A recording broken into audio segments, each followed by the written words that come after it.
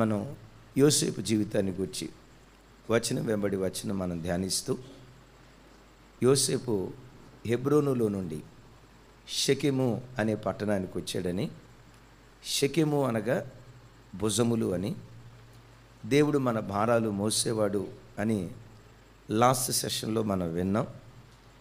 షెకెము నుంచి నెక్స్ట్ యోసేపు ఎక్కడికి మూవ్ అయ్యాడు, ఆ స్థలం ఆధ్యాత్మికంగా మనకు నేర్పే దివ్యమైన పాఠం ఏంటి, ఇది మనం ధ్యానించబోతున్నాం. ఒకసారి అందరూ మీ బైబిల్ తెరవండి. ఆదికాండం 37వ అధ్యాయం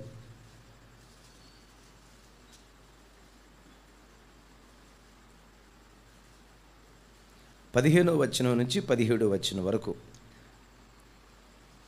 ఎవరైనా చదవండి. పొలములో ఇటు అటు తిరుగుచుండగా చూచి, నీవు ఏమి వెతుకుచున్నావని అతనిని అడిగాను.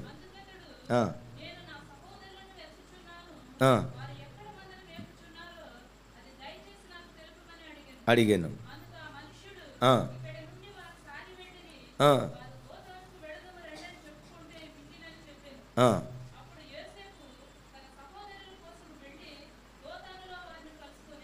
చప్పట్లు కూడా యేసయ్యకు స్తోత్రాలు చెప్దాం. రైట్, చాలా చక్కటి శ్రేష్టమైన వర్తమానం ప్రభు మన కొరకు సిద్ధపరిచారు. అందరూ శ్రద్ధగా మీ తలల పైకెత్తి నా వైపు చూస్తూ వాక్యం వినండి. యోసేపు షెకెముకు వచ్చాడు. తండ్రి ఏం చెప్పాడు, మీ అన్నలు షెకెములో మందలు మేపుతున్నారు, మీ అన్నల యోగక్షేమాలు తెలుసుకొని ఈ ఆహార పదార్థాలు వాళ్ళకి ఇచ్చి తిరిగిరా అన్నాడు. షెకెముకు వచ్చాడు. అన్నలు కనపడ్డారా? లేరు. కనపడకపోయేసరికి వాస్తవంగా యోసేపు స్థానంలో ఇంకొకళ్ళు ఉంటే నా పని అయిపోయింది. మా నాన్న షెకెముకి వెళ్ళమన్నాడు కదా, చూశాను, మా అన్నలు నేను కనుగొనలేదు, సో దీనికి నేనేం చేస్తానులే అని అక్కడి నుంచి వెనక్కి రావచ్చు. కానీ యోసేపు అలా రాలా. ఆ పొలంలో ఉండి ఇటు అటు వెతుకుతూ ఉంటే ఒక మనుష్యుడు యోసేపును కనుగొని, బాబు ఏం వెతుకుతున్నావు నువ్వు అన్నాడు. మా అన్నలను వెతుకుతున్నానయ్యా అని చెప్పి ఏమంటాడు తెలుసా, వాళ్ళు ఎక్కడున్నారో నీకు తెలిస్తే నాకు చెప్పయ్యా అంటాడు. వెంటనే అన్నాడు, వాళ్ళు దోతానుకు వెళుదాము రండి అని చెప్పుకోవటం విన్నాను, వెళ్ళారో లేదో చెప్పాలి, వెళ్ళారో లేదో కన్ఫర్మ్గా తెలీదు, వెళదాము రండి అని చెప్పుకోవటం మాత్రం నేను విన్నాను అని అన్నాడు. ఈయన ఇంత గ్యారంటీగా చెప్పట్లేదు కదా, వెళ్ళారో లేదో అని అంటున్నాడు. దోతానుకు అంత దూరం వెళ్తే దరిదాపుగా షెకెము నుండి దోతానుకు 10 మైళ్ళ దూరం, హెబ్రోను నుండి షెకెముకు 60 మైళ్ళ దూరం, షెకెము నుండి దోతానుకు 10 మైళ్ళ దూరం. ఇప్పటికే 60 మైళ్ళు నడుచుకుంటూ వచ్చాను, నేను అలసిపోయాను. కన్ఫర్మ్గా దోతాన్లో ఉన్నారని ఈయన చెప్పట్లేదు. అంత దూరం వెళ్ళిన తర్వాత మరలా వాళ్ళు కనపడకపోతే నేను వెతకాల్సి వచ్చింది. అయినా నా వరకు పూర్తి అయిపోయింది కదా, నేను తిరిగి వెళ్దాం అని యోసేపు అనుకోకుండా మరో 10 మైళ్ళ దూరం తను ప్రయాణమై దోతానుకు వెళ్ళి దోతానులో తన అన్నలను, మరో రకంగా చెప్పాలంటే ఎవరి కొరకు వెతుకుతున్నాడో వెతుకుతున్న దాన్ని యోసేపు కనుగొన్నాడు. వాక్యం ఇచ్చిన ప్రభు బిడ్డలారా, మన జీవితంలో దోతానుకు వెళ్ళే అనుభవం మనకు నేర్పే మొట్టమొదటి పాఠం ఏంటంటే, ఏది వెతికినా ఏ పని చేసినా పట్టుదలతో నువ్వు పనిచేయి. ఈరోజు కాకపోయినా ఏదో ఒక రోజు విజయాన్ని తప్పకుండా చవి చూడటానికి దేవుడు కృప చూపిస్తాడు. జీవితంలో ఏది కూడా ఉచితంగా రాదు, ఊరక రాదు. వెల చెల్లించకుండా జీవితంలో ఏది సంపాదించుకోలేం. ఈ కళ్ళజోడు నాకు కావాలి, ఏం చేయాలి?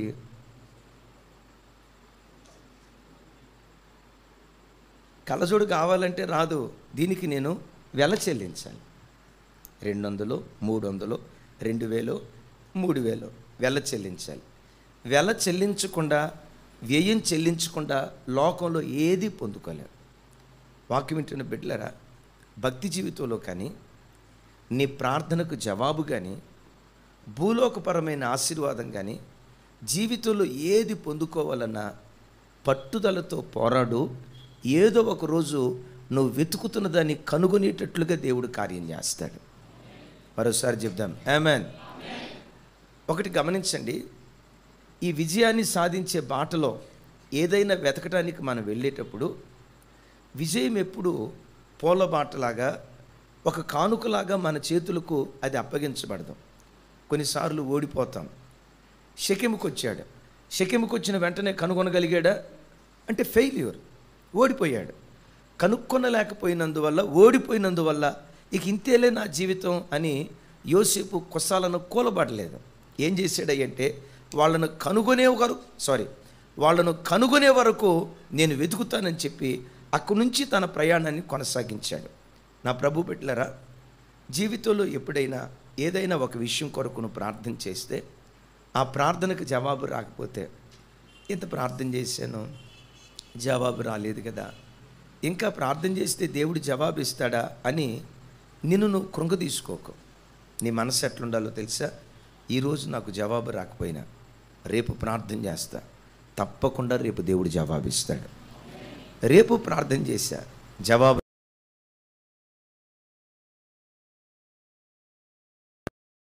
రాలా, వచ్చే వారం కూడా ప్రార్థన చేస్తా.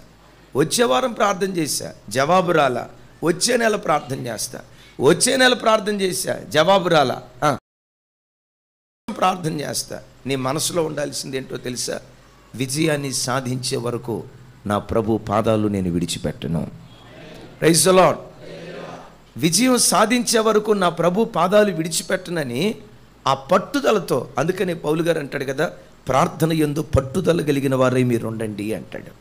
అలాగని ఒక ప్రార్థన యందే కాదు, ఏదైనా ఒక పట్టు పట్టావంటే ఆ పట్టు ఎట్టుండాలి? ఉడుం పట్ట. అందుకనే ఆపింది. సరే, ఉడుం పట్టు కాదు, యాకోబు పట్టులాగా మన పట్టు ఉండాలి. Praise the Lord. నీవు నన్ను దీవించే వరకు నీ పాదాలు విడిచిపెట్టను. యాకోబా, నన్ను వదిలిపెడతా, నువ్వు నన్ను దీవించిన తర్వాతే వదిలిపెడతా. అలాంటి పట్టుదలతో దేవుని మనం వెతుకుతూ ఉంటే ఏదో ఒక రోజు నువ్వు వెతుకుతున్నది నీకు దొరికేటట్లుగా దేవుడు కార్యం చేస్తాడు. ఆధునిక మిషనరీ, ఆధునిక అపోస్తలుడు అని పిలువబడిన ఒక గొప్ప దైవజనుడు విలియం కేరీ. చెప్పండి. దరిదాపుగా 1793 ఆ ప్రాంతంలో సువార్త నిమిత్తం భారతదేశానికి వచ్చాడు. కలకత్తా ప్రాంతాన్ని ఎన్నుకున్నాడు. చాలా సంవత్సరాల పాటు సేవ చేశాడు. ఆత్మలను సంపాదించలేకపోయాడు. సహజంగా ఏ సేవకుడికైనా సేవలో ప్రోత్సాహం ఏంటో తెలుసా? తన కళ్ళ ముందు ఆత్మలు కనపడితే అంతకు మించిన నిజమైన సంతోషం నిజమైన సేవకుడికి ఉండదు. ఒక సేవకుడు తను కట్టిన కట్టడాలను బట్టి సంతోషించడు. ఆమేన్. ఒక సేవకుడు తాను సంపాదించిన ఆస్తిపాస్తులను బట్టి సంతోషించడు. తాను తిరిగే కారును బట్టి సంతోషించడు. తాను కలిగి ఉన్న వస్తువాహనాలను బట్టి సంతోషించడు. ఆస్తిని బట్టి సంతోషించడు. నిజమైన సేవకుడు తన కళ్ళ ముందు ఆత్మల పంట కనపడితే అంతకు మించిన సంతోషం సేవకుడికి మరొకటి ఉండదు. Praise the Lord. కొంచెం గట్టిగా ఆమేన్. ఇంత కష్టపడి సేవ చేసిన దరిదాపుగా 7 సంవత్సరాలు సేవ చేశాడు. అంటే ఆల్మోస్ట్ క్రీస్తు శకం 1800 సంవత్సరం వరకు కష్టపడి సేవ చేశాడు. అంత ఆత్మలను సంపాదించలేకపోయాడు. ఏం చేయాలా అని ఆలోచించి, గమనించండి, హిబ్రూలో ఉన్నటువంటి బైబిల్ని లేక గ్రీకు భాషలో ఉన్నటువంటి బైబిల్ని భారతదేశ భాషలోకి తర్జుమా చేయాలని దరిదాపుగా 12 సంవత్సరాలు ప్రయాసపడి, మేబీ కొంచెం సంవత్సరాలు అటు ఇటు అయి ఉండొచ్చు, 1798 సంవత్సరం నుండి ఆల్మోస్ట్ కుడి ఎడంగా 1798 సంవత్సరం నుండి ఆలోచిస్తూ ఉన్నాడు. భారతదేశంలో స్థానిక భాషలు ఏవైతే ఉన్నాయో స్థానిక భాషలో బైబిల్ను తర్జుమా చేయాలి అనుకోండి. మన స్థానిక భాష ఏది? ఇంగ్లీషా? ఇంగ్లీష్ కాదు, మన అంటే తెలుగే మర్చిపోయారు. నిజమే, చాలా తెలుగు పదాలు మర్చిపోయాం. ట్రైన్ని తెలుగులో ఏమంటారు చెప్పండి? అబ్బా, ట్రైన్ ఇంగ్లీష్లో ట్రైన్ అంటారా? మన పోలీసాలకు తెలిసినట్టుంది. దోమశకటం దోమశకటమును అధిరోహించుటకు పైకంబులు ఇచ్చేదవా ఎగగొట్టేదవా అని పాత రోజుల్లో ఒక పద్యం ఉంది. సరే, విచిత్రం చూడండి. స్థానిక భాషలో బైబిల్ ట్రాన్స్లేట్ చేయాలని చెప్పి ఆ కలకత్తాలో ఉన్న స్థానిక భాషలు కానీ భారతదేశంలో ఉన్న దరిదాపుగా 12 సంవత్సరాలు కష్టపడి 2 భాషల్లో బైబిల్ను తర్జుమా చేశాను. తర్జుమా చేసి వాటంతటిని ప్రింటింగ్ చేశాను. ఆ ప్రింటింగ్ అయిన కొన్ని పుస్తకాలు ఉన్నాయి, ఇంకా కొన్ని ప్రింటింగ్ చేయాలి. ఆ ప్రింటింగ్ నడుస్తూ ఉంది. 12 సంవత్సరాల కష్టం అది. ఆ ప్రింటింగ్ ప్రెస్ ఉన్నటువంటి హౌస్లో ఆల్రెడీ ప్రింటింగ్ అయినటువంటి పుస్తకాలు, ఇంకా ప్రింటింగ్ కావలసిన కాగితాలు, ప్రింటింగ్ ప్రెస్, ఇదంతా ముమ్మరంగా జరుగుతుంది. ఈలోపు ఆయన భార్యకు ఆరోగ్యం బాగలేదని, ఆయన భార్య పేరు డోరతి, భారతదేశానికి సేవ రావటానికి ఆ తల్లికి స్వతహా ఇష్టం లేదు. ఈ సముద్ర ప్రయాణం గుండా వచ్చేటప్పుడు ఈ భయంకరమైన అలలు చూసి ఓ రకంగా తన భార్య పిచ్చిదైపోయింది.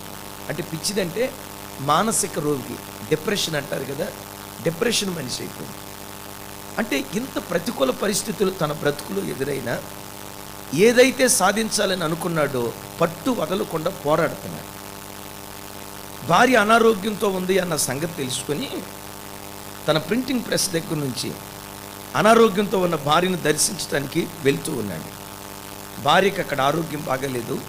కొంత దూరం ప్రయాణమై వచ్చిన తర్వాత ఒక విషాదకరమైన వార్త విన్నాడు. అది మార్చి నెల 11వ తారీఖు, మేబీ 1811-13 ఆ ప్రాంతంలో, 12 ఆ ప్రాంతంలో, 1812 మార్చి 11వ తారీఖున భార్యను చూద్దామని అట్లా వస్తూ ఉన్నాడు. మార్గ మధ్యలో ఒక విషాదకర వార్త. ఏంటో తెలుసా?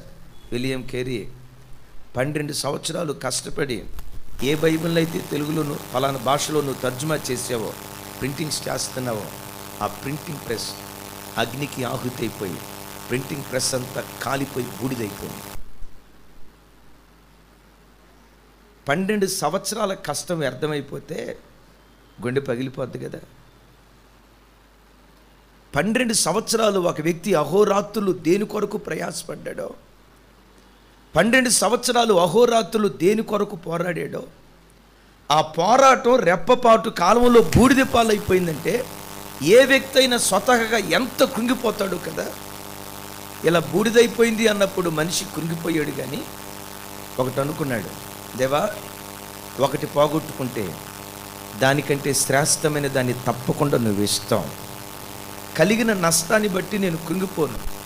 నా జీవితంలో ఎదురైన అపజయాన్ని బట్టి ఇక నా బ్రతికింతే అని నేను అనుకోను. ఈ చిత్రం తెలుసా? సింహం వేటాడేటప్పుడు ఒక్క అడుగు వెనక్కేస్తే, ఒక్క అడుగు వెనక్కేసిందంటే 70 అడుగులు అది ముందుకేయటం ప్రారంభిస్తుంది. Praise the Lord. నా జీవితంలో ఒక అడుగు వెనక్కేసా, దీన్ని బట్టి నేను కృంగిపోను, మరలా నేను ప్రయత్నం చేస్తానని చెప్పి మరలా కూడగట్టుకొని ప్రింటింగ్ ప్రెస్ పని ప్రారంభించాడు. విచిత్రం ఏంటంటే తాను 12 సంవత్సరాలు కష్టపడి చేసినటువంటి పని అంతా అగ్ని కాహుతైపోయి ఇలా శ్రమల మధ్యలో ఉన్నాడు అని ఇంగ్లాండ్ దేశంలో ఉన్న అధికారులకు తెలిస్తే ఆ వార్త వినటంతో గడిచిన దినాల్లో ఆయనకు అంతగా సహాయం పంపించేవాళ్ళు కాదట. శ్రమల మధ్యలో ఉన్నాడు అని తెలుసుకున్న వెంటనే ఆశించిన దానికంటే, ఊహించిన దానికంటే రెట్టింపు సహాయం ఇంగ్లాండ్ ప్రభుత్వం నుంచి ఆయన దగ్గరకు వచ్చిందంట. రావటం మాత్రమే కాదు, విచిత్రం ఏంటంటే మరలా 2వ పర్యాయం వాటిని ప్రింట్ చేయటం ప్రారంభించాడు, రీరైట్ చేయటం ప్రారంభించాడు. రీరైట్ ప్రారంభించిన తర్వాత జరిగింది ఏంటంటే, మొదటిసారి తర్జుమా చేసినప్పుడు కొన్ని అక్షర దోషాలు, గ్రామటికల్ మిస్టేక్, కొన్ని లోపాలు మొదటి లిపిలో ఉన్నాయట. 2వసారి మరలా పరీక్షించి చేసినప్పుడు ఈసారి వచ్చిన పుస్తకం ఈసారి ప్రింట్ అయింది. లోపము లేని ఒక అద్భుతమైన పుస్తకం ప్రింట్ అవ్వటానికి దేవుడు కృప చూపించాడు. చెప్దాం ఆమేన్, ఆమేన్. అద్భుతం. తగలబడిన తర్వాత మరలా ప్రింటింగ్ స్టార్ట్ చేశాడు. చరిత్రకారులు చెప్తారు, ఈ ఒక్క మనిషి 44 భాషల్లో, మన ప్రాంతీయ భాషల్లో 44 భాషల్లో బైబిల్ను తర్జుమా చేశాడట. ఎన్ని భాషలు? 44 భాషల్లో అతడు తర్జుమా చేయటానికి కారణం మొదట దేవుని కృప అయితే, రెండవది అతని లోపట ఉన్న పట్టుదల, పట్టుదల, పట్టుదల. నువ్వు అనుకున్నది వెంటనే నువ్వు సాధించలేకపోవచ్చు, లక్ష్యాన్ని వెంటనే చేరుకోకపోవచ్చు, లక్ష్య సాధనలో కొన్ని అపజయాలు నీ బ్రతుకులో నీకు ఎదురు కావచ్చు. ఎదురైన అపజయాన్ని చూసి నువ్వు కృంగిపోవద్దు. నీ గుండెల్లో ఉండాల్సింది ఏంటో తెలుసా? ఈరోజు నేను ఓడిపోతున్నట్లుగా కనపడుతున్నా, ఏదో ఒకరోజు దేవుడు నన్ను గెలిపిస్తాడు, ఏదో ఒకరోజు అపజయాన్ని జయంగా మారుస్తాడని పట్టుదలతో పోరాడు. వెతుకుతున్నది కనుగొనేటట్లుగా దేవుడు కార్యం చేయునుగాక. రైట్.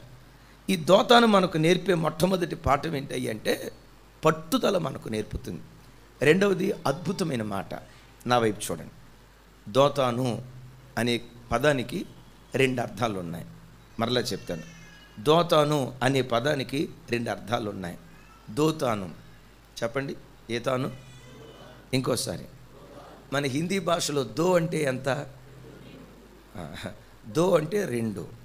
దోతాను అంటే అర్థం ఏంటంటే 2 అర్థాలు. ఒకటి 2 గోతులు లేక 2 అంతల విందు అని అర్థం. మరలా చెప్తాను. దోతాను అంటే 2 గోతులు లేక 2 అంతల విందు. మరొకసారి. దోతాను అంటే 2 గోతులు. దోతాను అనే ప్రాంతంలో గోతులు ఉన్నాయి. యోసేపుని ఎక్కడేశారు? ఇంకోసారి. యోసేపుని ఎక్కడేశారు? యోసేపును గోతుల్లో వేశారు. ఆ ప్రాంతాల్లో అది ఎడారి ప్రాంతం కదా. ఎప్పుడైనా వర్షం పడితే పడినటువంటి వర్షం స్టోర్ అయి ఉండటానికి దరిదాపుగా 100-150 అడుగుల లోతు భూమిని తవ్వి బావులు అంటే గోతులు ఉంచేవాళ్ళు. యోసేపును కూడా గోతులో వేశారు. ఎవరేశారు గోతులో? సొంత అన్నలే గోతులు వేశారు. దోతాను అంటే 2 గోతులు అని అర్థం. అదే సమయంలో దోతాను అంటే 2 అంతల విందు.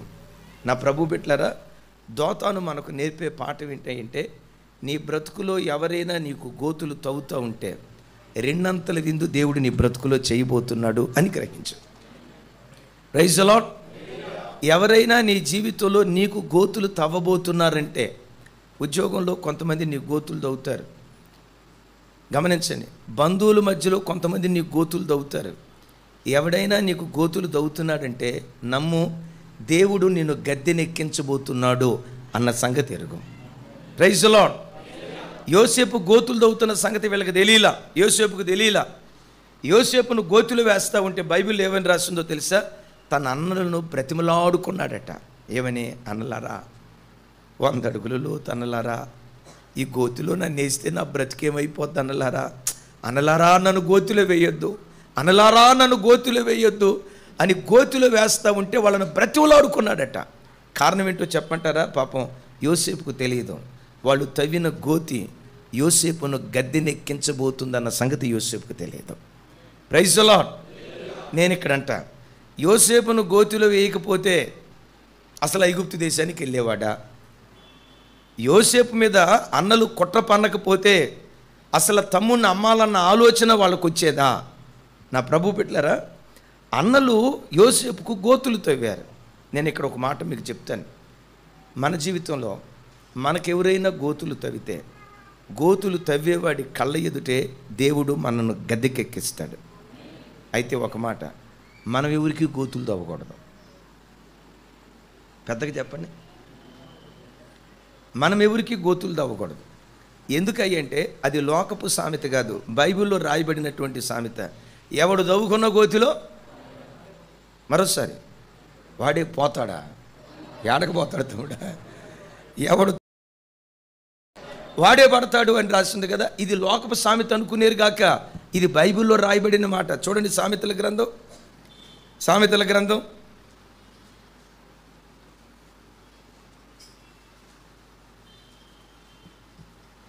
10వ అధ్యాయం 8వ వచనం.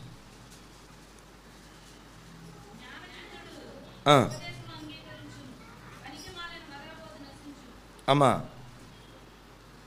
రెఫరెన్స్ తప్పు చెప్పినట్టున్నానేమో. సరే, ఒకసారి మరలా నేనే చెప్తాను. సామెతల గ్రంథం 10వ అధ్యాయం 8వ వచనం. కరెక్టే చెప్పే కదా? సారీ, సామెతలు చెప్పానా? ప్రసంగి, సారీ, ఎస్, ప్రసంగి 10:8.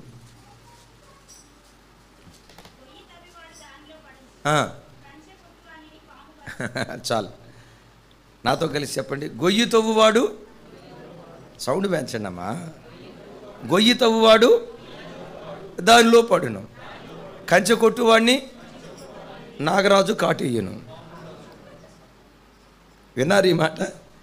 గొయ్యి తవ్వువాడు, వాక్యం వింటున్న బిడ్డలారా హృదయపూర్వకంగా నమ్మండి. నీ జీవితంలో నువ్వెప్పుడు మనస్సులో కూడా ఎదుటోడికి కీడు జరగాలని ఆలోచించదు. మనస్సులో కూడా ఎదుటోడికి నష్టం జరగాలని అనుకోకు. మనస్సులో కూడా ఎదుటివాడి నష్టాన్ని కోరుకోకు. ఎప్పుడు నీ జీవితంలో దేవా నా ఎదుటోడు నాకంటే బాగుండాలి ప్రభా, నా ఎదుటోడు నాకంటే ఘనంగా ఉండాలి ప్రభా. ఎప్పుడు నీ చేతులు అట్లా ఎదుటివాడిని దీవించును గాక. మనం అట్లా దీవించుకుంటా వెళ్తూ ఉంటే కొంతమంది నీ ప్రక్కనే నిలబడి నీకు గోతులు దవ్వుతూ ఉంటారు. ఆ గోతులను చూసి ప్రభా మా అన్నే నాకు గోతులు దవ్వుతున్నాడయ్యా, మా అక్కే నాకు గోతులు దవ్వుతుందయ్యా, మా భార్య నా గోతులు దవ్వుతుందయ్యా, నా భర్తే నా గోతులు దవ్వుతున్నాడయ్యా, నా సొంత తోబుట్టువే నా గోతులు దవ్వుతున్నాడయ్యా అని పొరపాటున ఎవరైనా గోతులు దవ్వుతూ ఉంటే కలవరపడకు. ఎవడైనా గోతులు నీకు దవ్వుతూ ఉంటే నీకు రెండంతల విందు దేవుడు చేయబోతున్నాడు. గోతులు తవ్వుతున్న వాడి ఎదుట దేవుడు నిన్ను గద్దెనెక్కించబోతున్నాడు. సో ఈ గోతులు దవ్వేవాళ్ళు ఉండటం మంచిదే. నీకు రెండంతల చెప్పే కదా, రెండంతల విందు కావాలంటే గోతులు తవ్వేవాడు ఉన్నాడంటే నీకు రెండంతల విందు దేవుడు సిద్ధపరచబోతున్నాడు. చప్పలు కొడితే సైకు స్తోత్రాలు చెప్తాడు. ఒక అయ్యగారు ఉండేవాడు, ఎప్పుడు ఒక భలే మంచి మాట చెప్పేవాళ్ళు. విశ్వాసులారా, మిమ్మల్ని ఎవరైనా నిందిస్తూ ఉంటే నిందలకు భయపడొద్దు. నింద ఒక 100 అని అనుకోండి. మరోసారి నింద. ఇప్పుడు చూడండి, దరిదాపుగా దేవుని బిడ్డలుగా మనం ఎవరిని ఏమనం. ఎవరైనా అన్నా తుడుచుకుపోయేటువంటి మనస్తత్వం దేవుడు తన రక్తపు శక్తి ద్వారా ఆయన మనకు అనుగ్రహించాడు.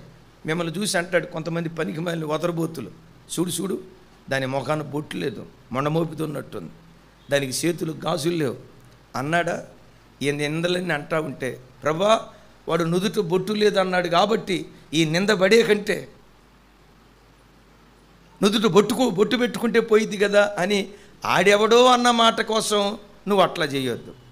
ఎవడైనా నిన్ను నిందించాడంటే వెంటనే నువ్వు అనుకోవాల్సింది ఏంటంటే, వాడు ఒక నిందేశాడంటే నాకు ఒక 100 రాబోతుంది. ఆమెన్. ఒక నింద అయితే 200, 2 నిందలైతే 3 నిందలైతే 4 నిందలైతే 5 నిందలైతే 10 నిందలైతే 100 నిందలైతే 100 నిందలైతే 1000 నిందలైతే. ఇప్పుడు గమనించండి, 100 కావాలంటే ఏమి రావాలా? 100 కావాలంటే నిందలు రావాలా? మనం ఎట్లుంటామో తెలుసా? 100 కావాలని 100 కావాలి కానీ గోతులు దవ్వేవాడు ఉన్న చోటే రెండంతల విందు దేవుడు సిద్ధపరుస్తాడు. Praise the lord. ఎవడో గోతులు దవ్వుతున్నాడని వాడిని చూసి నువ్వు కుంగిపోవద్దు. గోతులు గమనించండి, గోతులు కొత్తగా నీకు దవ్వటం కాదు. యోసేపుకి దవ్వలేదా? మొర్దెకైకి దవ్వలేదా? అక్కడ దాకా ఎందుకండి, మన రక్షకుడు, మన ఆరాధ్య దైవం ప్రభు అయిన యేసుక్రీస్తు వారికి గోతులు తవ్వలేదా? గోతులు తవ్వబడిన చోటే తన ప్రజలను దేవుడు గద్దెకెక్కించాడు. బైబిల్లో ఒక అద్భుతమైన సన్నివేశం. మొర్దెకై అనే ఒక మనుషుడు ఉన్నాడు. ఆయన ఉద్యోగం ఏదయ్యి అంటే గేట్ వాచ్మెన్గా ఉద్యోగం చేసేవాడు. ఏ ఉద్యోగం? మొర్దెకై అనే పేరు కొన్ని అర్థం ఎవరికైనా తెలిస్తే చెప్పండి. ఇక్కడ చెప్పలేదా? ఇప్పుడు ఇంకోసారి అడుగుతా, ఇప్పుడు చెప్పి ఎవరైనా చెప్పకపోతే ₹1,00,000 ఫైన్ వేస్తా మీకు. భాస్కర్ అన్న చెప్పాలి ఇది. మొర్దెకై అంటే కొద్దిపాటి మనుష్యుడు అని అర్థం. చెప్పండి, ఏ మనుష్యుడు? మరి ఎత్తులో కొద్దిపాటోడో తెలియదు, అందంలో కొద్దిపాటోడో తెలియదు, తెలివితేటల్లో కొద్దిపాటోడో తెలియదు. చివరికి ఆయనకి పేరుకు తగ్గట్లుగా ఆయనకు వచ్చిన ఉద్యోగం కూడా కొద్దిపాటి ఉద్యోగం. కానీ విచిత్రం ఏంటంటే, ఈ మొర్దెకై కూర్చో ఒక మాట చెప్తా. కూటికి పేదోడేమో కానీ నీతికి పేదోడు కాదు. కూటికి పేదోడు కానీ నీతి విషయంలో ఐశ్వర్యవంతుడు. ఎంత నీతి విలువ కలిగిన వాడు అయ్యంటే ఒకసారి చూడండి. ఆ మార్గం గుండా ఆ దేశానికి ప్రధానమంత్రిగా ఉన్న ఒక ఆయన ఉన్నాడు. ఆయన పేరు ఏంటంటే హామాను. చెప్పండి, హామాను. ఈ హామాను ఆ ముఖద్వారం గుండా వెళ్ళేటప్పుడు ఈ గేటు దగ్గర ఉన్న కాపలాదారులు, వాచ్మెన్లు ఏం చేసేవాళ్ళు అంటే వంగి వంగి పొర్లి దండాలు పెట్టేవాళ్ళు. సాష్టాంగపడి నమస్కారం చేసేవాళ్ళు. ఈ మొర్దెకై ఉన్నాడు, వంగకయు సాష్టాంగపడి నమస్కరించకయు చూసి సార్ అనేవాడేమో, సార్ అనేవాడేమో. మరి తతిమ వాళ్ళు సాష్టాంగపడి మహాప్రభు, పల్లెటూరులో కదా, చిన్నప్పుడు అనేవాళ్ళు కదా, రాజులు రాబోతూ ఉంటే రాజాతి రాజా, రాజగంభీర, రాజమార్తాండ, అటు సన్నాశివుడైనా గమనించండి, రాజాతి రాజా, రాజమార్తాండ, రాజగంభీర అని పొగిడేవాళ్ళు కదా. ఎందుకు ఈ కాపలాదారులు వంగి వంగి దండాలు పెట్టేవాళ్ళు తెలుసా? మనం అట్లా వాడికి దాసోహం అయిపోతే వెళ్తా ఒక బంగారు ఆభరణం ఇసిరేసిపోతాడు. అంటే వీళ్ళంతా దేనికి ఆశపడేవాడు తెలుసా? ఎవడో వేసే ఎంగిలి మెతుకులకు ఆశపడేవాడు. మొర్దెకై ఎలాంటివాడు తెలుసా? పేదవాడిగా బ్రతుకుతానేమో కానీ ఎవడో వేసే ఎంగిలి మెతుకులకు పొరపాటు నేను ఆశపడను. హల్లెలూయా. ఇక అలా వెళ్తా వస్తూ ఉండేసరికి ఈ హామానికి అర్థం కాల, అదేంట్రా నన్ను చూస్తే ఎవడు చూసినా సాష్టాంగపడి నమస్కారం చేస్తున్నాడు, ఈడెందుకు నమస్కారం చేయట్లేదు? ఎవరి చేత కప్పులు పంపించాడు, రై నేను వెళ్ళేటప్పుడు వాడిని నమస్కారం చేయమని చెప్పు. ఆ వ్యక్తి వచ్చి చెప్పాడు, ఒరే మొర్దెకై నువ్వు నమస్కారం చేయట్లేదంట, ప్రధానమంత్రి చూశాడు, జాగ్రత్త, మాకులాగా నువ్వు కూడా సాష్టాంగపడు అన్నారు. మొర్దెకై ఏమన్నాడు తెలుసా? నేను యూదులను గనుక ఆ పని చెయ్యజాలను. నా ప్రభు బిడ్డలారా, తను మాట్లాడుతున్న మాట, నేను యూదుణ్ణి, మీలాంటి వాణ్ణి కాదు, నేను యూదుడను గనక ఆ పని చెయ్యజాలను. సున్నితంగా దాన్ని తిరస్కరించాడు. నా వైపు చూడండి, నీ జీవితంలో కూడా నువ్వు కాలేజీకి వెళ్ళినప్పుడు కొంతమంది ఫ్రెండ్స్ వచ్చి అంటారు, రేయ్ కొత్త సినిమా ఐమాక్స్ థియేటర్లో రిలీజ్ అయిందట్రా అంటారు. నువ్వు అనాల్సిన మాట, నాకు ఛార్జీకి డబ్బులు లేవు అని అనొద్దు, సినిమా టికెట్కి డబ్బులు లేవు అని అనొద్దు. సినిమా టికెట్ డబ్బులు లేవంటే ఆడేమంటాడు చెప్పండి? మీకెడ తెలిసింది ఇది? సినిమా టికెట్కి డబ్బులు లేవంటే వాడేమంటాడు తెలుసా? నేను పెట్టుకుంటారా, నీ ఫ్రెండుని లేనా అంటాడు. ఎలాంటి పనికిమాలిన కార్యక్రమాలకు సపోర్ట్ చేసేవాళ్ళు చాలామంది ఉంటారు. తాగుబోతుడు కూడా ఉంటాడు. ఎక్కడైనా తాగుబోతుడు పొరపాటున సింగిల్గా తాగడం, వాడు కంపెనీ ఉండాలా. ఇద్దరు ముగ్గురు ఉంటే ఆ ఇద్దరు ముగ్గురిని ఎదురు పెట్టుకొని చూడండి ఎట్లా తాగుతారో తెలుసా? గ్లాసులో మందు పోసిన తర్వాత ఈ గ్లాస్ ఇట్లా పైకెత్తి సైంటిస్ట్ చూసినట్టుగా చూస్తాడు. సరిగ్గా ఉందా లేదా ప్రభాకరం? సైంటిస్ట్ చూసినట్టుగా చూస్తారు. ఇది వీళ్ళ పరిస్థితి. అంటే ఒకడు పాడైపోతే 10 మందిని పాడు చేసిన దాకా వీడు నిద్రపోడు. ఇది వాడి మెంటాలిటీ. సరే గమనించండి, విచిత్రం ఏంటంటే, ఒరే మేము సాష్టాంగ పడుతున్నాం కదా, నువ్వు కూడా సాష్టాంగ పడు అన్నారు. మొర్దెకై ఏమంటాడు తెలుసా? నేను యూదుడును గనుక ఆ పని చేయజాలను. క్రైస్తవ జనమ, మీరు ఉద్యోగం చేసే చోట డ్యూటీకి రానప్పుడు కూడా సంతకం పెట్టమంటారు. మీ తోటోళ్ళు వాడు డ్యూటీకి వచ్చినా డ్యూటీకి రాకపోయినా కొన్ని చోట్ల గవర్నమెంట్ ఉద్యోగాల్లో ఈ రోజున అట్లా లేదులేండి, ఎక్కడికి వెళ్ళినా ఏమండి ఉంటుంది కదా. సరే కొంతమంది ఏం చేస్తారో తెలుసా? కార్డు ఫ్రెండ్కి ఇచ్చి నేను ఇంట్లోనే ఉంటారా, నువ్వు నొక్కురా అంటారు. నీతో ఎవరైనా అన్నారంటే నువ్వు అనాల్సిన మాట, నేను క్రైస్తవుడును గనుక ఆ పని నేనంట. నీ ప్రభు విషయంలో నువ్వు ఎంత రోషంగా ఉంటావో నిన్ను ఆశీర్వదించే విషయంలో కూడా దేవుడు అంతే రోషంగా ఉంటాడు. దేవుని కొరకు ఎంత సాక్షిగా నువ్వు బ్రతుకుతావో దేవుడు నిన్ను నిలవబెట్టే విషయంలో కూడా అంతగా నీ ప్రక్కన నిలవబడును గాక. ఎస్, గమనించండి, హైదరాబాదులో యవ్వన పిల్లలకి, నా వైపు చూడండి, హైదరాబాదులో యవ్వన పిల్లలకండి ఒక గర్ల్ ఫ్రెండ్ మెయింటైన్ చేయటం అది ఒక స్టేటస్ అంట. స్టేటస్. ఇద్దరు అమ్మాయిల్ని మెయింటైన్ చేయటం అది ఒక స్టేటస్ అంట. గమనించండి, కొంతమంది యవ్వన పిల్లలు, ఒరే నీకు ఒక్క గర్ల్ ఫ్రెండ్ కూడా లేదా, ఒక్క అమ్మాయి కూడా లేదా, ఇది అవమానంగా ఎంచుతారంట. ఎవడైనా ఈ పనికిమాలిన మాట నీ దగ్గరకు వచ్చంటే, నేను క్రైస్తవుని కనుక వివాహమయ్యే ఆ దినం వరకు నా కన్యత్వాన్ని కాపాడుకుంటూ నేను బ్రతుకుతా. ఎందుకు? నేను అన్యజనుని కాదు, అల్లరి చిల్లరగా బ్రతికేవాడిని కాదు, వెచ్చలివిడిగా జీవించేవాడిని కాదు. నా దేవుడు పవిత్రుడు గనుక ఆయన ఆరాధించే నేను కూడా పవిత్రంగా బ్రతుకుతాను. క్రైస్తవుని గనుక నేను ఆ పని చేయజాలను. Praise the Lord. మరోసారి ప్రైజ్ ది లార్డ్. చెల్లెలారా నా వైపు చూడండి, ఎవడో ఒక పనికిమాలినోడు వచ్చి నీకు ప్రపోజల్ చేస్తాడు, ఒక మాట అంటాడు. ఏమంటాడు తెలుసా?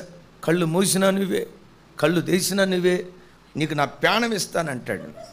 నువ్వు అనాల్సిన మాట, ఐఎమ్ ఏ క్రిస్టియన్, నేను క్రైస్తవురాలు. నాకు వివాహమయ్యే దినం వరకు నా కన్యత్వాన్ని కాపాడుకుంటూ నాకు రాబోయే భర్తకు నా కన్యత్వాన్ని కానుకగా నేను ఇస్తా.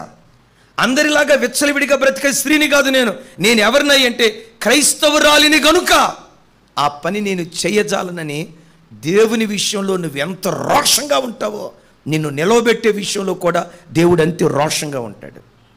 నీ భక్తి నామకార్థ భక్తి అయితే, ఇటు అటు ఊగిసలాడే భక్తి అయితే, లోకం ఏమంటుంది, క్రైస్తవుల్లో కూడా కొన్నిసార్లు కొంతమంది అంటారు, కుడి ఎడమైతే పొరపాటు లేదండి, దేవుడు చూసి చూడనట్టు పోతాడు. ఏమంటారు చెప్పండి, పెద్దగా చెప్పండి, నేను చెప్పిన మాట తమ్ముడు అంటారా లేదా? కుడి ఎడమైతే పొరపాటు లేదండి, దేవుడు చూసి చూడనట్టు పోతాడు. కుడి ఎడమైతే పొరపాటు లేదా? ఉందో లేదో మీకు తెలియాలంటే ఎడంకాలు చెప్పి కుడికాలుకి వేసుకొని, కుడికాలు చెప్పి ఎడంకాలుకి వేసుకొని నడవండి చూద్దాం. అమ్మా ఇప్పుడు నడిచారా? రాదు నడక. సరే కుడి ఎడమైతే పొరపాటు లేదులే అని చెప్పి అందరూ ఎడమవైపు నడుచుకుంటా వెళ్ళిపోతూ ఉంటే, ఎడమవైపు డ్రైవింగ్ చేసుకుంటా వెళ్తూ ఉంటే, కుడి ఎడమైతే పొరపాటు లేదులే అని ఆ మాట విని ఎడమవైపు డ్రైవింగ్ చేయకుండా మెయిన్ రోడ్కి అటువైపు కుడివైపు ఎదురుగా వెళ్ళు.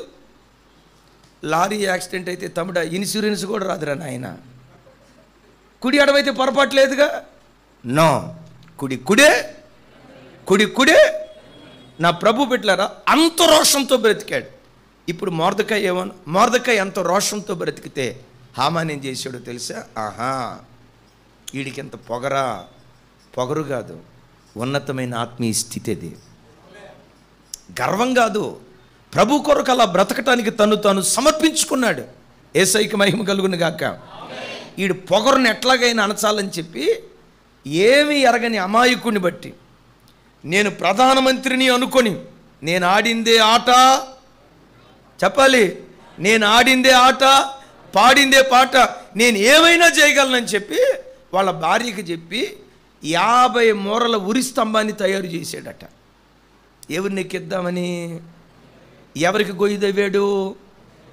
కొంచెం గట్టిగా, ఎవరికి గొయ్యి తవ్వాడు? మరోసారి, ఎవరికి గొయ్యి తవ్వాడు?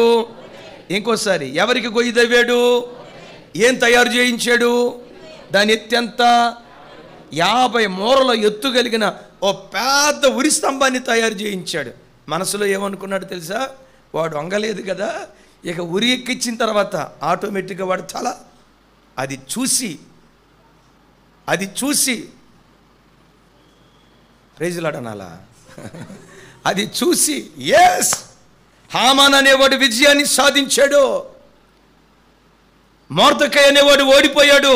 నా ప్రభు బిడ్డలారా ఘంటాపదంగా చెప్తాను, ఈ మాట గమనించండి. దేవుని బిడ్డల మీద దుష్టుడు ఏ ఒక్కనాటికి విజయాన్ని సాధించలేడు. దేవుని పిల్లల మీద అన్యజనులు ఏ ఒక్కనాటికి విజయాన్ని సాధించలేరు.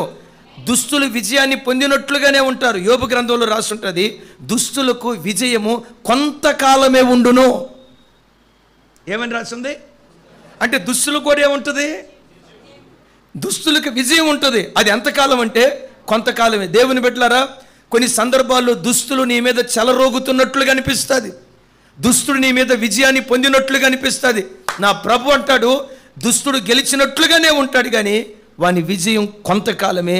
చివరికి దేవుడు నిన్నే విజేతగా నిలవబెట్టబోతున్నాడు. ఆమెను అన్నాం. అది జరిగిందో లేదో చూడండి. 50 మూరల ఎత్తు ఉరికమ్మం తయారు చేస్తే చివరికి ఆ ఉరికమ్మం మీద ఎవరు ఎక్కారో చూడండి. 7వ అధ్యాయం 10వ వచనం.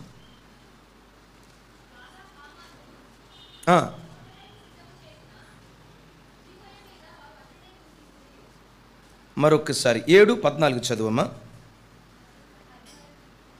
5:14 సారీ, ఎస్తేర్ గ్రంథం 5:14.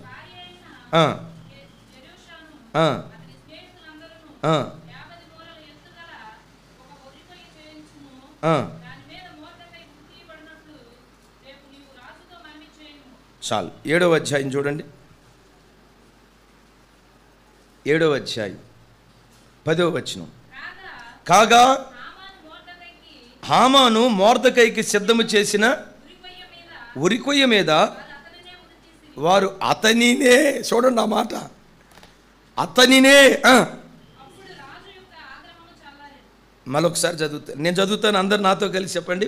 కాగా హామాను మొర్దెకైకి సిద్ధము చేసిన ఉరి కొయ్య మీద వారు అతనినే ఉరిదీసిరి.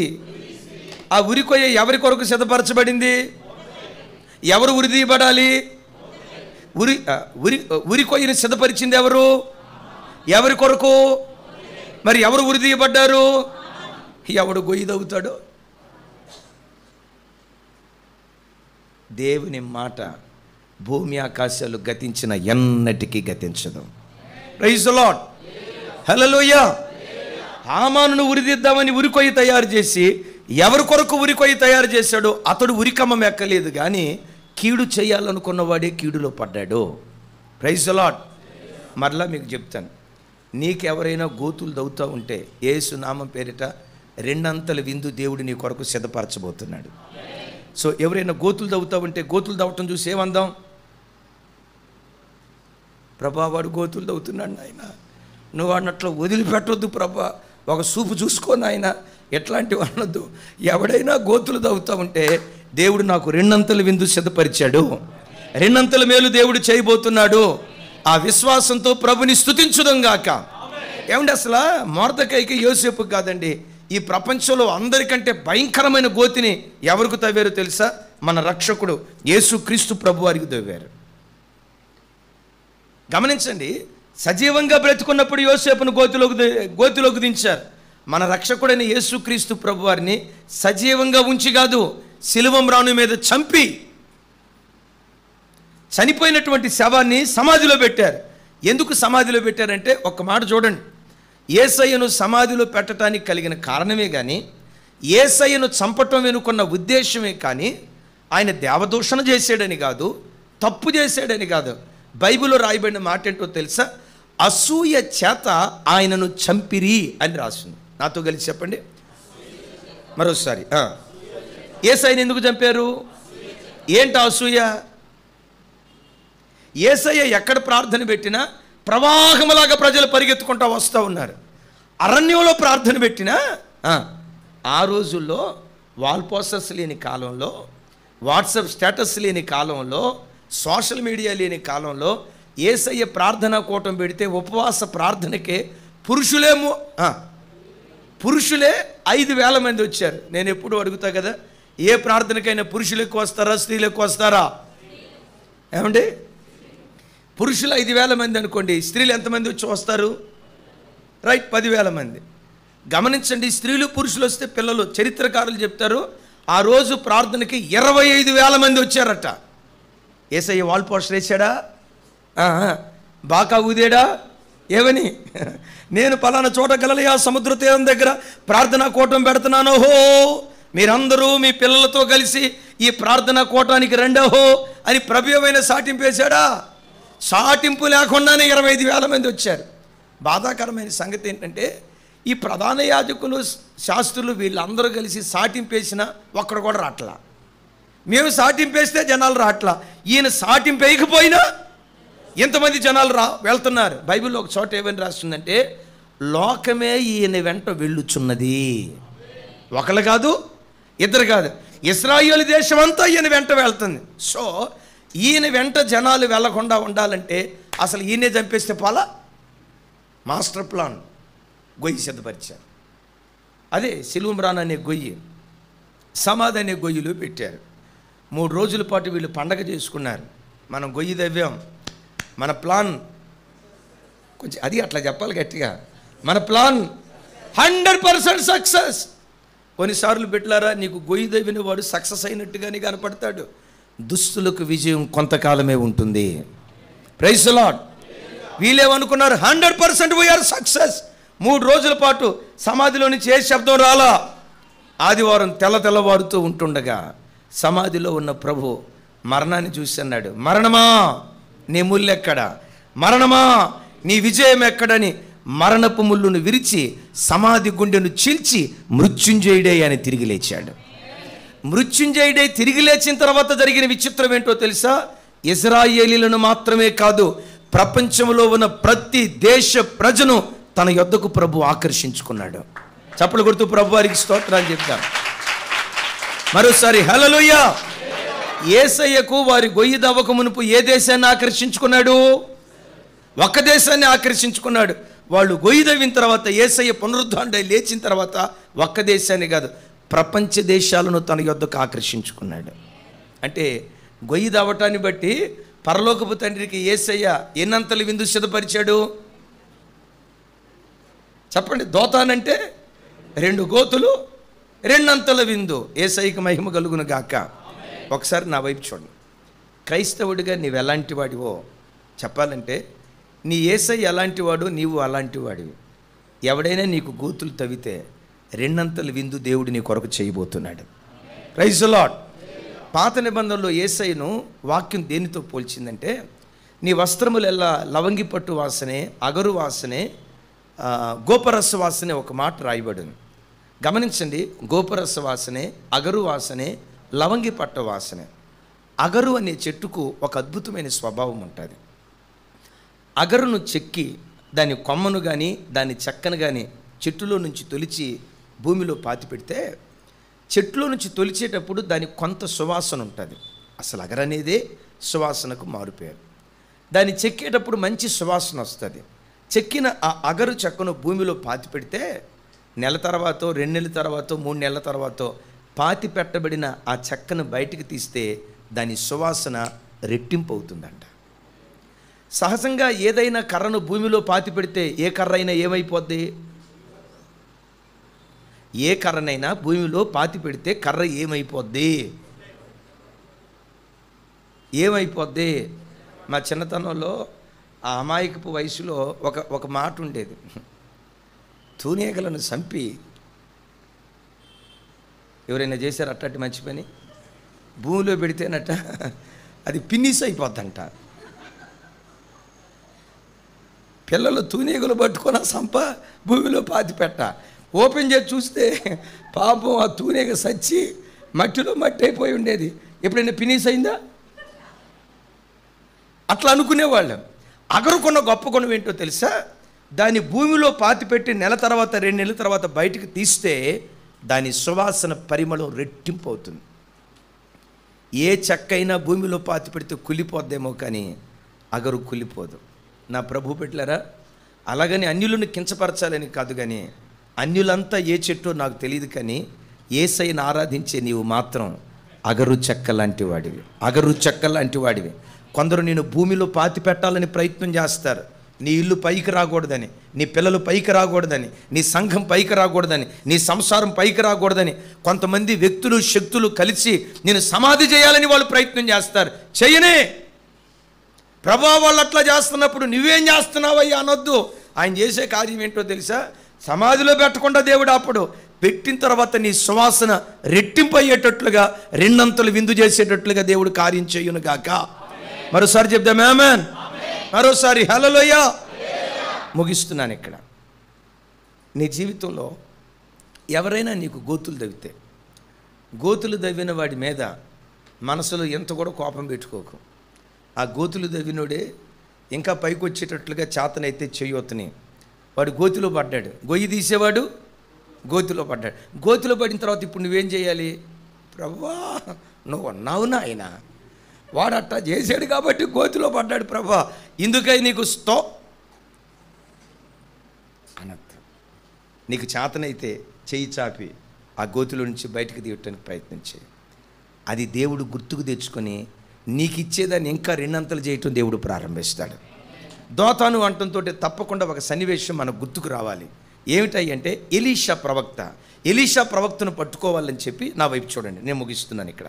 ఎలీషా ప్రవక్తను పట్టుకోవాలని చెప్పి సిరియా దేశం నుండి సైనికులంతా వచ్చారు. అంటే ఓ రకంగా సిరియా దేశస్తులు ఎలీషాకి గోతులు దవ్వాలనుకున్నారు. ఎవరికి? ఎలీషాకి గోతులు దవ్వాలనుకున్నారు. వాళ్ళ శిష్యుడు గెహజీ లేచాడు. ఉదయం లేవటంతో ఆ దోతాను చుట్టూతో ఉన్న సిరియా సైన్యాన్ని చూశాడు. సేవకుడి దగ్గరికి వచ్చి పరిగెత్తుకుంటా, అయ్యా ఇక అయిపోయింది మన పని, శత్రువులు వచ్చేసారు, చుట్టుముట్టేశారు, అయిపోయిందయ్యా మన పని అని అంటే, ఎలీషా ప్రవక్త ఏమన్నాడు తెలుసా? ప్రభా వీడి కళ్ళు తెరువయ్యా అన్నాడు. గెహజీ అని ఉంటాడు, ఆల్రెడీ నా కన్నులు తెరవబడ్డాయి కదయ్యా, ఆ కళ్ళు కాదురా, విశ్వాస నేత్రాలు తెరవబడాలి, వీని కన్నులు తెరవబడాలి ప్రభా అన్నాడు. కళ్ళు తెరవటంతో ఎలీషాను మరో కోణంలో చూస్తున్నాడు. ఎట్లాగో తెలుసా? ఎలీషా చుట్టూతో అగ్ని రథాలు, అగ్ని గుర్రాలు, వేల కొలది సైన్యం ఉన్నారు. ఎలీషా అంటాడు, మన పక్షాన ఉన్నవాడు వారికంటే గొప్పవాడు. అంటే నీతో చెప్పే మాట ఏంటంటే, ఎవడైనా నేను గోతిలో పడేస్తూ ఉంటే నీ చుట్టూతో సైన్యము కాపలా ఉందన్న సంగతి నువ్వు మర్చిపోవద్దు. గోతిలో పడేసిన గొయ్యి నీ తల వెంట్రుకు కూడా రాల్చలేదు. Praise the lord. యోసేపును గోతిలో తవ్వితే గోతి ఏమైనా యోసేపు కీడు చేసిందా?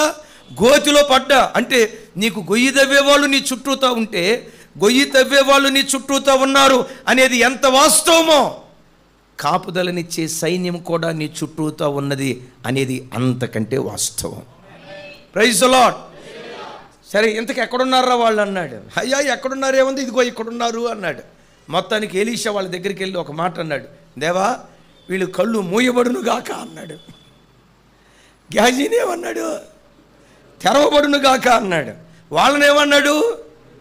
కళ్ళు మూయబడును గాక అన్నాడు.